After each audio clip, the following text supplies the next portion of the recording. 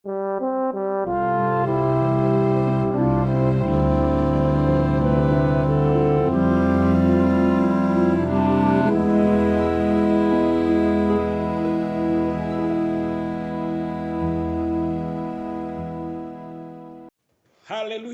puji Tuhan.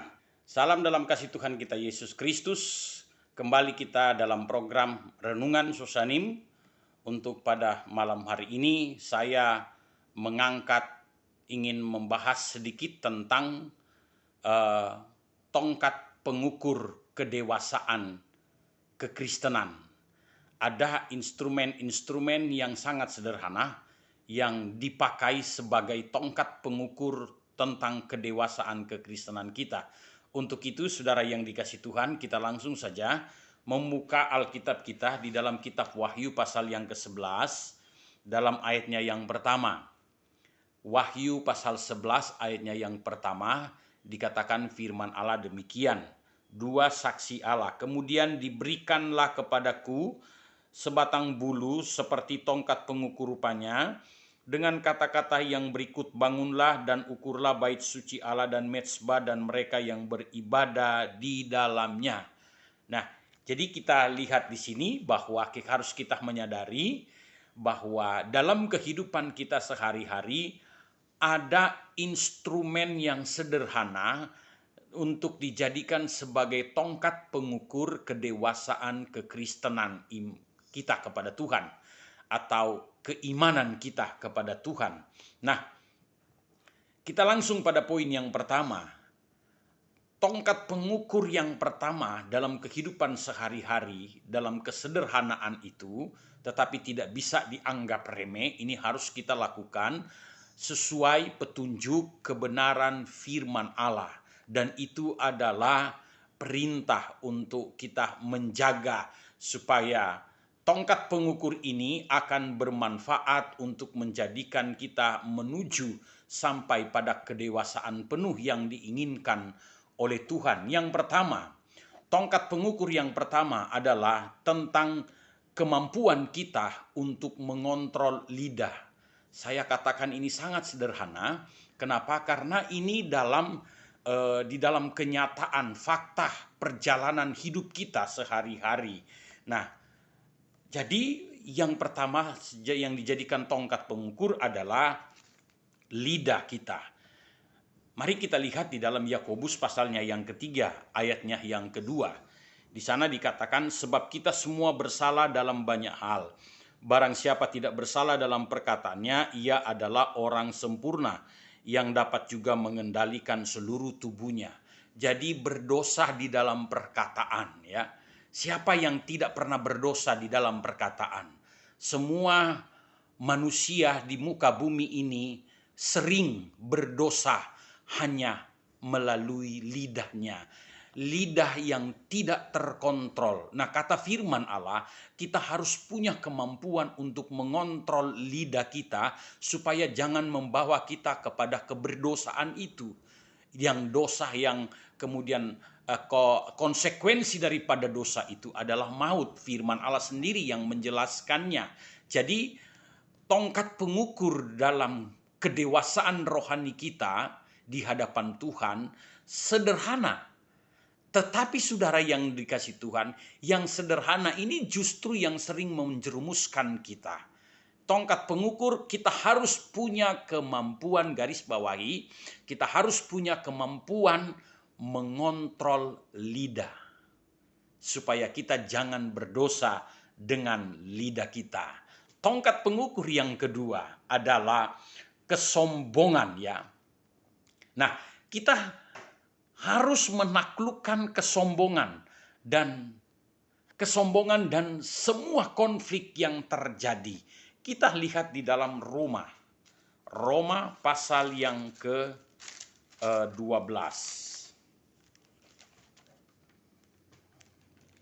Roma 12 kita akan melihat pada ayatnya yang ketiga. Roma 12 ayat yang ketiga dikatakan, berdasarkan kasih karunia yang dianugerahkan kepadaku, aku berkata kepada setiap orang di antara kamu,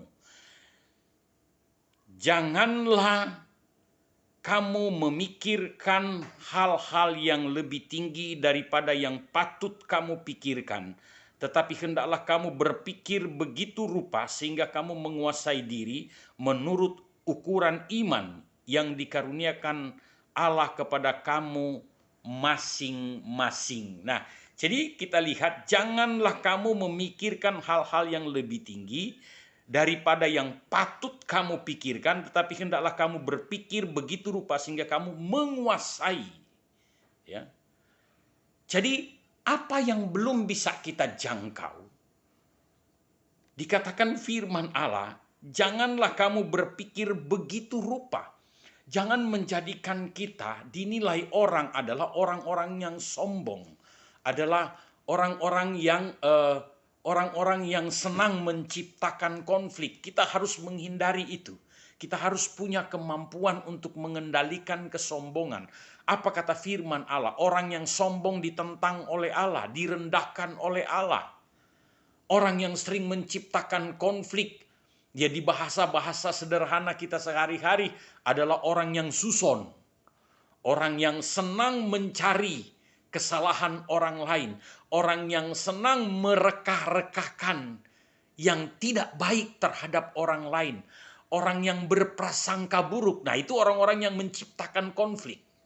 Mungkin bukan konflik secara adu fisik, tetapi konflik batin dengan orang lain.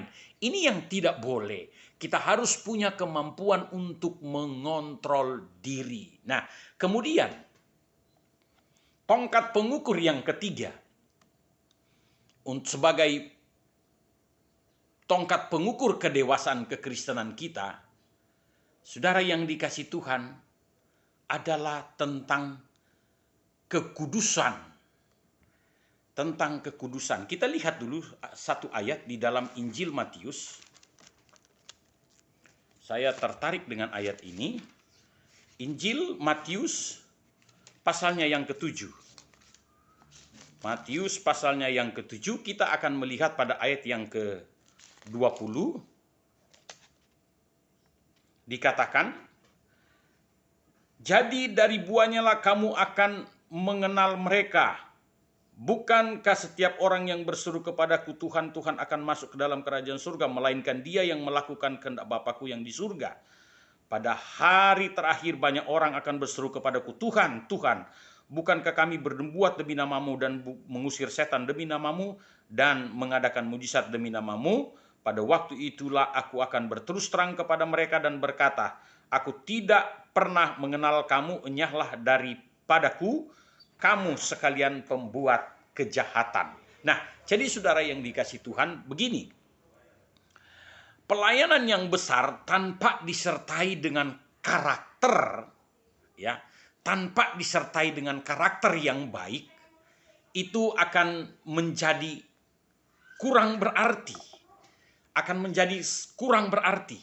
Artinya tidak ada pelayanan itu akan menjadi sebuah pelayanan yang sia-sia karena dibangun dengan karakter yang tidak baik. Nah, ini perlu. Salah satu itu masuk dalam kategori tentang kekudusan. Jadi karakter kita harus berada di dalam lingkup kekudusan. Supaya apa? Apa yang kita kerjakan untuk Tuhan, apa yang kita kerjakan dalam pelayanan itu benar-benar akan memberi faedah, akan bermanfaat bagi orang lain.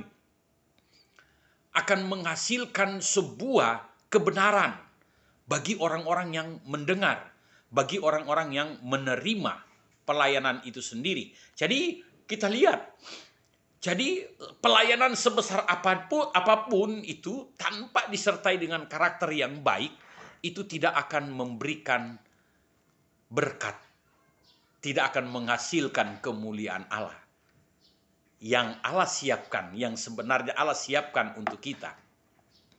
Jadi apa yang harus kita lakukan? Kita harus memiliki kemampuan untuk menjaga karakter kita tetap berada di dalam lingkup kekudusan Allah, kekudusan firman Allah itu sendiri. Nah, saudara yang dikasihi Tuhan, inilah yang harus kita perhatikan, ya. Kemudian kita melihat Tongkat pengukur yang keempat untuk dijadikan sebagai tongkat pengukur dalam kedewasaan kekristenan kita adalah kita harus punya kemampuan untuk apa? Berbesar hati, punya jiwa kehambaan. Sebagaimana yang Tuhan Yesus Kristus lakukan di muka bumi ini. Kita akan melihat pada ayat yang Markus pasal yang ke-10 terlebih dahulu. Kita akan melihat ayat 43. Markus pasal 10.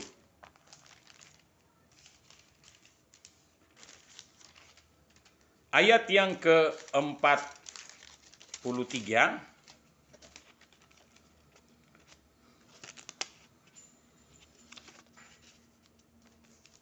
Tidaklah demikian di antara kamu. Barang siapa ingin menjadi besar di antara kamu, hendaklah ia menjadi pelayanmu. Ayat 44, dan barang siapa ingin menjadi yang terkemudian di antara kamu, hendaklah ia menjadi hamba untuk semuanya.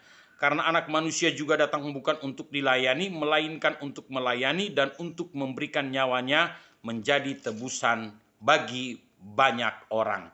Jadi tongkat pengukur yang keempat ini kita harus memiliki jiwa kehambaan. Ya. Jangan merasa karena pelayanan yang besar yang dimiliki, lalu kemudian kita meninggalkan jiwa kehambaan ini.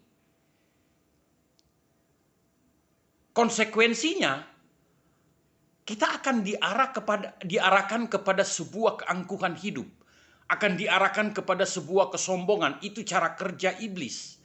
Untuk itu kita harus punya kemampuan untuk menjaga, ya, harus tetap memiliki jiwa kehambaan yang tetap rendah hati, yang tetap tidak mengutamakan nilai-nilai plus bagi diri kita sendiri untuk hasilnya, tetapi bagi Tuhan dan bagi jiwa-jiwa yang akan dimenangkan. Miliki kebesaran hati, miliki sifat perhambaan. Sifat hamba itu rendah hati, tanda dari kebesaran. Orang yang memiliki karakter, orang yang memiliki jiwa hamba, orang yang memiliki kerendahan hati adalah dia memiliki tanda kebesaran. Tanda kebesaran seperti apa yang Tuhan janjikan kepada orang-orang percaya, kepada orang-orang yang telah menerima, orang-orang yang telah diselamatkan olehnya.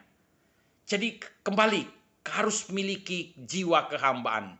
Jangan menjadi sombong, jangan menjadi angku. Nah, karena orang yang angku, orang yang sombong akan ditentang oleh Allah itu sendiri. Maka kita harus punya jiwa kehambaan itu. Puji Tuhan, masih banyak lagi tentang tongkat-tongkat pengukur. Nanti next time akan saya bawakan kembali. Jadi ini merupakan renungan yang bersambung bagi saya, karena tongkat-tongkat pengukur, instrumen ini yang jadi kenyataan, ya, yang selalu kita hadapi setiap hari.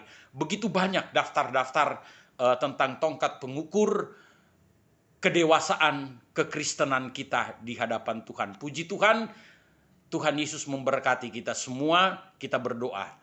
Ya Tuhan Allah kami yang hidup, kami sudah mendengarkan sedikit kebenaran firman-Mu sebagai renungan bagi kami Tuhan, sebagai bekal bagi kami dalam perjalanan iman kami kepadamu di muka bumi ini. Terima kasih untuk semuanya. Tuhan memberkati, Tuhan memberikan kekuatan, kesehatan bagi jemaat Sosanim, bagi kami semua hamba-hambanya. Tuhan, kami berada dalam lindungan Allah yang maha tinggi. Kami tetap terjaga ya Tuhan di dalam kekudusan, di dalam karakter-karakter yang tidak baik, sehingga kami akan senantiasa berkenan di hadapan-Mu ya Tuhan. Terpujilah nama Tuhan Allah kami yang hidup. Di dalam nama Tuhan Yesus Kristus kami berdoa. Haleluya. Amin. Demikian renungan kita pada malam hari ini. Tuhan Yesus memberkati. Haleluya. Amin.